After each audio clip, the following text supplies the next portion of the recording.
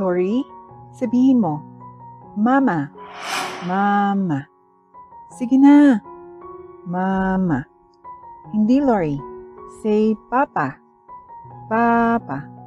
Go on, Papa. Dalawang mga magulang ang makikitang nakatayo sa tabi ng kuna habang nakatingin sila sa isang sanggol na nakangiti sa kanila. Napabuntong hininga ang ina ng bata habang nakasandal sa sopa. Nasabi na ng baby ni Vivian ang kanyang mga unang salita, habang si Lori ay wala pang sinasabi hanggang ngayon. Sabi ni Laura habang bigong nakasimangot. Huwag kang mag-alala, mahal ko. Sigurado akong malapit nang masabi ni Baby Lori ang kanyang mga unang salita. Kailangan lang nating maging matyaga, sabi ng ama ng bata habang nakaupo sa sopa at ipinatong ang ulo sa kandungan ng asawa. Tama ka. Salamat, mahal. Nakangiting sabi ni Laura.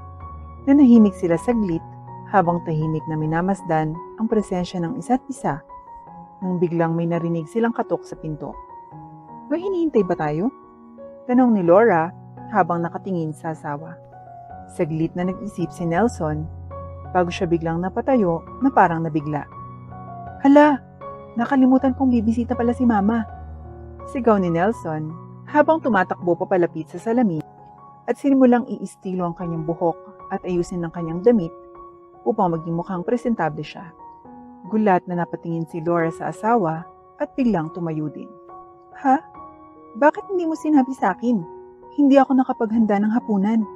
At mukhang nagmarathon lang tayo. Ang dungis nating dalawa.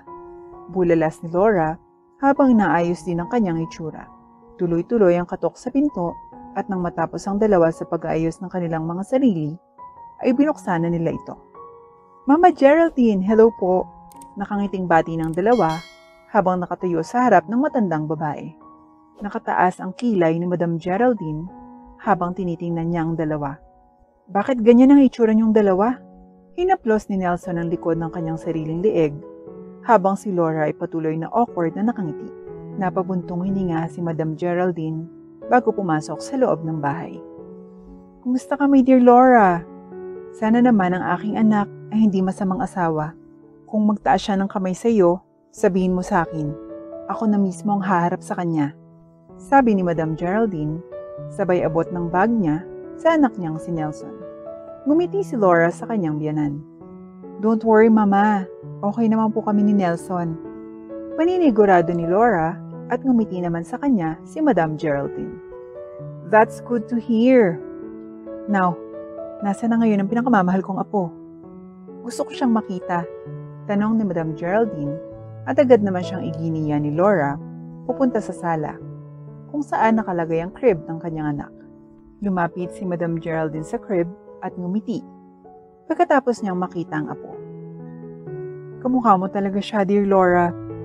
Nakangiting sabi ni Madam Geraldine at namula naman si Laura sa papuri. Salamat, Mama. Nakangiting sabi ni Laura at namumula pa rin ang pisngi sa papuri ng biyanan. Nelson, ano nga ang pangalan ng iyong magandang anak? Mama, Lori ang pangalan niya. Sagot ni Nelson habang nakangiti ng bahagya sa kanyang ina. Balang araw, ang magandang batang ito ang magmamana ng aking kapalaran. Sabi ni Madam Geraldine habang nakangiting nakatingin sa bata. Napakunot naman ang noon ni Nelson dahil dito. Mama, how about me? Hindi ba akong pinakamamahal mong anak? Reklamo ni Nelson sa kanyang ina at inikot lamang ni Geraldine ang kanyang mga mata sa kanyang anak. Binigyan na kita ng kumpanya, Nelson. Napahawak si Nelson sa kanyang leeg nang marinig yun. Alam ko, pero ayokong sayangan ng pera ng kumpanya. Pinaghirapan mo ang pagtatayo ng kumpanya. Ayoko naman kunin lang ang pera. Napagkasundoan na natin na tatanggapin mo ang pera at ako ang magpapatakbo ng kumpanya mo para makapag-date ka at makapagliwaliw sa buong mundo. Pangako ko sa iyo, Mama, balang araw, magiging anak ako na maipagmamalaki mo. Sabi ni Nelson na may determinadong ekspresyon at napapikit na lang ulit si Geraldine. Anak, proud na ako sa iyo. Ano pinagsasasabi mo? Sabi ni Geraldine at ngumiti si Nelson sa ina bago sinabing, "Thank you, Mama." Anyway, sigurado akong lalaki si Lori bilang isang maganda at mabait na dalaga katulad ng kanyang ina. Now, shall we have dinner? Tumingin lang si Laura at Nelson sa isa't isa bago nila ibinalik ang kanilang tingin kay Madam Geraldine. Walang naghanda ng hapunan? Awkwardly na lang na napatawang mag-asawa. Magluluto muna po ako, saglit lang po. Pupunta na sana si Laura sa kusina upang magluto, ngunit siya at ang kanyang asawa at biyanan ay napatigil sa kanilang narinig. Nona, tawag ng bata at agad na lumapit ang tatlo sa bata. Narinig mo rin ba yun, mahal? Tanong ni Laura sa kanyang asawa na may ngiti sa kanyang mukha. Oo, mahal.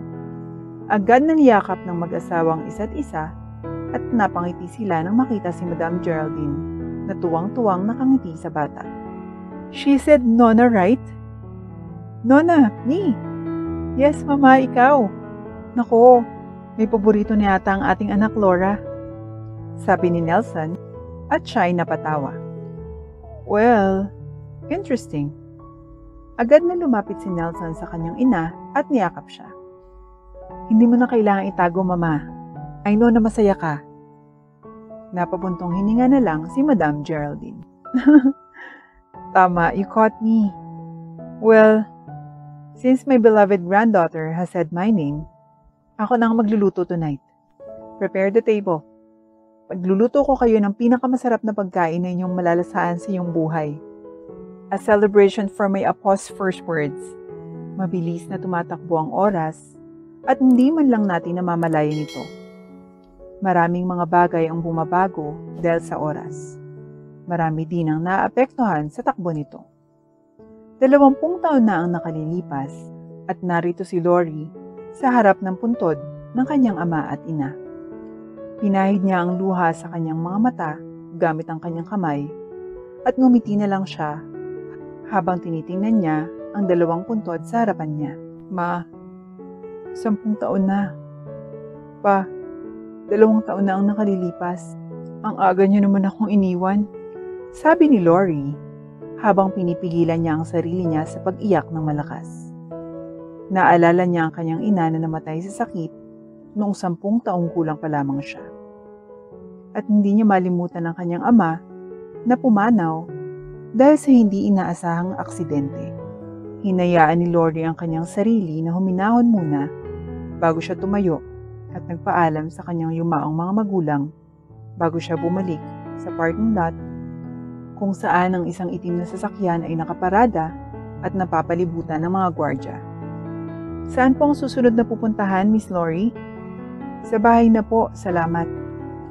Tumango ang driver at sumakay na si Lori sa sasakyan. Nang pumanaw ang kanyang ina, lumipat si Lori at ang kanyang ama sa bahay ng kanyang nona, Geraldine.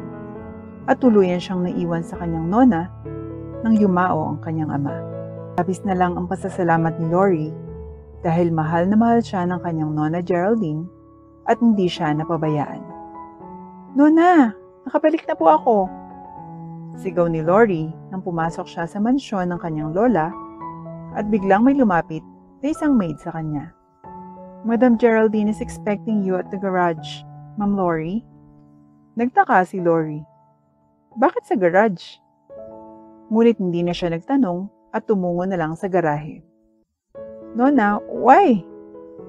Biglang napahinto si Lori sa kanyang sasabihin dahil sa kanyang nasaksihan. Nona, what's happening po? Tanong ni Lori sa kanyang lola na naglalagay ng mga maleta sa likod ng isang sasakyan. Tumingin si Madam Geraldine sa kanyang apo at nilapitan siya bago niya ipinatong ang kanyang kamay sa balikat ni Lori. Hindi ako nagkaroon ng oras para sabihin to sa iyo, apo. Pero we are moving out. Napabuntong hininga si Lori sa narinig. Po, bakit po? Hindi ko na babayaran ang mansyon na to, iha. Simply put, your nona is no longer rich. Nagulat si Lori sa kanyang narinig, ngunit hindi siya umangal o nagreklamo. Naiintindihan ko po, Nona. Or these are things po. Tanong ni Lori, sabay turo sa mga maleta. Yes, Apo. All your belongings and clothes ay naayos na at nakalagay na dito sa maleta. Sorry I was not able to tell you since very sudden ang ating eviction from the mansion. I hope naintindihan mo. Agad na napangiti si Lori sa kanyang lola. I do, Nona. And I understand. Tumango si Geraldine sa sagot ng kanyang apo bago isinara ang likod ng sasakyan. Well then, if that's understood, then let's go. Sabi ni Geraldine bago siya pumunta sa harap ng sasakyan. Tumingin muna si Lori sa mansion at nadismayan ng kaunti. Ngunit sumunod siya sa kanyang nona at pumasok na sa sasakyan. Malayo ang binyahe ng dalawa hanggang sa dumating sila sa harap ng isang maliit na bahay malayo sa syudad. May iba pa akong naiwan na gamit sa mansion, but it will be delivered tomorrow, so don't worry. From now on, we will be staying here, Apo. Sabi ni Geraldine at napatingin ang dalaga sa bahay. Agad naman siyang tumingin sa kanyang lola at ngumiti. I love the house, Nona. Napangiti si Geraldine sa sinabi ng kanyang apo. Tumulong si Lori sa pagdadala ng mga maleta sa loob ng bahay at bumagsak siya sa sopa na pagod pagkatapos ang kanilang ginawa. Tumingin siya sa buong bahay at napaisip na ito na ang bagong buhay ko. Lumipas ang 7 araw at nakapag-adjust na si Lori sa kanyang bagong buhay. Inaamin niya namimiss niya ang kanyang kwarto at buhay sa mansyon ng kanyang lola. Ngunit hindi naman siya nagrereklamo dahil mapayapa ang kasalukuyang buhay niya. Apo, dinner's ready. Tawag ni Geraldine sa kanyang apo at agad na napatayo si Lori at pumunta sa kusina at umupo sa upuan. Ano pong niluto niyo, Nona? Smells good, sabi ni Lori habang nakangiti. Agad na lumapit si Geraldine sa lamesa at ipinatong ang mangkok na dala bago siya umupo sa upuan katapat ni Lori. May specialty of course. Napangiti si Lori at humayaw siya ng mahina. Yay! Your specialty will always be my favorite food, Nona. Puri ni Lori at agad siyang kumuha ng sandok. Habang nilalagyan niya ng ulam ang kanyang plato, nararamdaman niya ang titig sa kanya ng kanyang lola. Nona, is there something wrong po ba? Tanong ni Lori at agad na sumagot ng, wala, apo. Si Geraldine. Tumungo na lang si Lori at nagpatuloy na naglagay ng ulam sa kanyang plato habang nakikinig sa mga sinasabi ng kanyang lola. Apo, you are already 20 years old. Have you already considered moving out and mag-rent ng apartment or something? Iniwanan ka ng sapat na pera ng papa mo para gawin yan. Napatigil si Lori sa kanyang ginagawa at agad niyang ipinatong ang plato sa lamesa. Nona, are you kicking me out? No, absolutely not, apo. Pwede kang umalis at bumalik kahit kailan mo gusto. It's just, ng ibang tao na kagaya mo sa ganitong edad, they are already moving out to start their lives by themselves. I was just wondering if naisip mo din ba yun at some point. I mean, mahirap na ako, apo. I can't give you expensive gifts anymore. Wala na tayong backyard pool o mga yaya to assist us. But if gagamitin mo yung pera na iniwan sa'yo ni Papa Nelson mo, I'm sure you would be able to go back to that life of luxury. And eventually, your business will take off and you will be successful. Napatingin na lang si Laura sa sahig bago siya biglang tumayo at lumapit sa kanyang lola. Nagulat ang matanda nang bigla siyang niyakap ng kanyang apo. Lori, apo, what's wrong? Isang tulo ng luha ang dumaan sa pisngi ni Lori at niyakap niya ng mahigpit ang kanyang lola. Nona, the offer is tempting. If I were to leave the nest, totoo nga, the money na iniwan sa akin ni Papa would be enough to make me enjoy luxury. Pero alam mo, Nona, even if I'm capable of doing that, hindi ko gagawin yun. Kasi Nona, Ayaw kitang iwan eh. At tuluyan nang umiyak si Lori.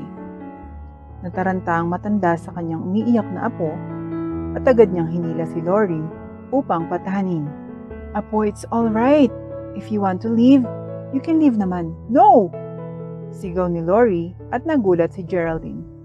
I'm sorry for shouting, Nona. Pero hindi ko kayang gawin yan. I can never leave you.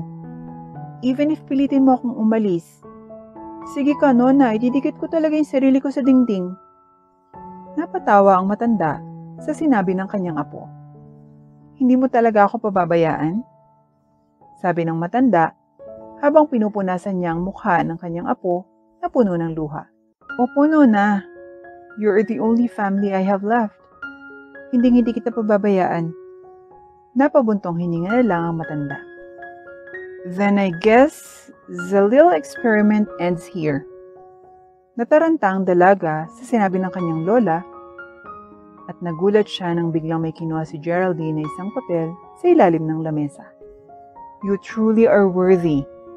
Just like I expected, Apo. So this is for you.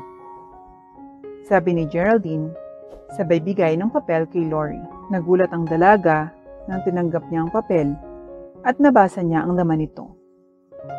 Nona, ito ay... Yes, Apo. Ang 6 na ektaryang lupain ko, sa'yo na yan. Pinapamana ko na sa'yo. Nona! And also, babalik na tayo sa mansyon. Oh! Gulat na sabi ni Lori at napatawa si Geraldine sa kanya. Apo, I apologize for lying to you. Pero hindi ko talaga binenta ang mansyon at hindi ako nalugi sa kumpanya or anything. This was all a test to prove your worth. And I'm happy na hindi ako nagkamali sa naging desisyon ko. You truly deserve this. Sabi ni Geraldine habang nakangiti at hindi alam ni Lori kung matutuwa ba siya o iiyak ulit. Now finish your food and help me mag-impake later para makabalik na tayo sa mansyon. I'm sure you miss the indoor swimming pool. Napangiti lang si Lori at napatawa sa kanyang sarili at agad niyang niyakap muli ang kanyang lola at hinalikan sa pisngi. Thank you so much, Nona. I love you. I love you too, my beloved Apo.